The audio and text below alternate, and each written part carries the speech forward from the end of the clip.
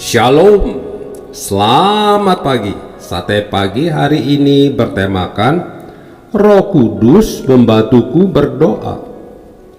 Adapun firman Tuhan terambil dari Roma pasal 8 ayat 26 dan 27 dan Yohanes pasal 4 ayat 23 sampai dengan 24. Tetapi saatnya akan datang dan sudah tiba sekarang bahwa penyembah-penyembah benar akan menyembah Bapa dalam roh dan kebenaran, sebab Bapa menghendaki penyembah-penyembah demikian. Ada sebuah kisah mengenai sepasang suami istri yang hidup dari menjual kain dengan berkeliling karena mereka tidak mempunyai toko. Setiap akhir tahun mereka mempunyai kebiasaan berlutut di hadapan Tuhan, dan sang suami pun berdoa, "Oh Tuhan, saya berterima kasih kepadamu karena Engkau sudah memberkati kami sehingga untung 100 bal kain. Tuhan, saya minta tahun depan beri saya keuntungan 200 bal kain." Sebelumnya doanya selesai, si istri memotong, "Tuhan, jangan dengar doa suami saya, dengar doa saya. Kalau tahun ini Tuhan beri keuntungan 100 bal kain, tahun depan juga sama. 100 bal saja cukup." Si suami pun marah-marah, "Saya belum amin. Kenapa kamu ikut campur? Kita akan susah kalau cuma mendapat 100 bal kain." Tetapi si istri tidak peduli. Ia melanjutkan doanya, "Tuhan, pokoknya doaku saya yang didengar. Jangan beri 200 bal. Kalau Engkau beri 100 bal, ia akan tetap setia dan mencintai saya.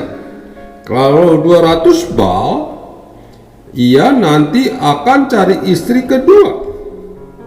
Inilah doa orang dunia. Kedua-duanya berdoa untuk mencari keuntungan sendiri, bukan mencari kehendak Tuhan dan kerajaannya. Ada beberapa banyak kehidupan kekristenan yang kita jalani juga sama dengan cara suami dan istri tersebut berdoa. Kita menggunakan doa sebagai sarana pemenuhan kebutuhan dan keinginan kita, dan juga mencari kehendak Tuhan dari kerajaannya. Bangun pagi, kita meminta Tuhan menyertai sepanjang hari yang akan kita lalui. Malam hari, kita meminta Ia menjaga kita, dan masih banyak segudang permintaan yang kita ajukan kepadanya. Seolah-olah kita hanya menjadikan Tuhan sebagai satpam yang 24 jam non-stop menjagai kita. Alkitab mencatat, sebenarnya kita tidak tahu bagaimana harus berdoa, tetapi Tuhan lebih tahu apa yang kita perlukan dan apa yang harus Ia lakukan bagi kita. Bukan berarti kita tidak perlu meminta dan berdoa kepadanya, tetapi Roh Kuduslah yang menjadi pengantara dan membantu kita dalam berdoa. Tuhan mengajar kita untuk berdoa karena Ia ingin kedekatan kita secara roh dengannya tetap terjaga.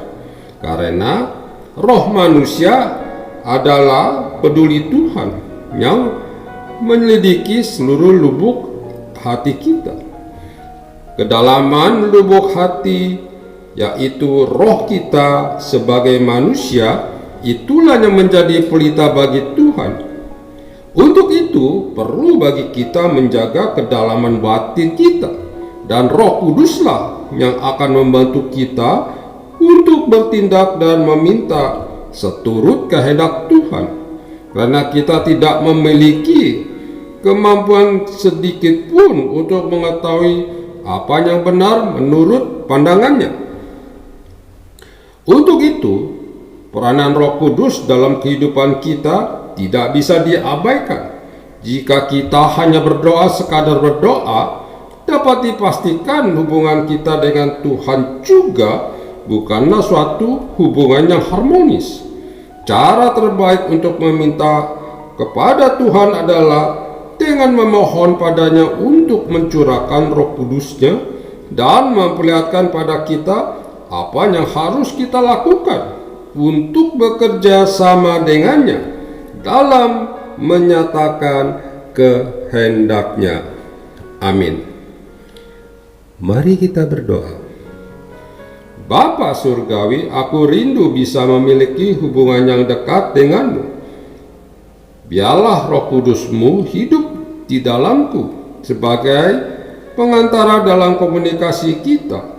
Di dalam nama Tuhan Yesus, aku berdoa. Amin.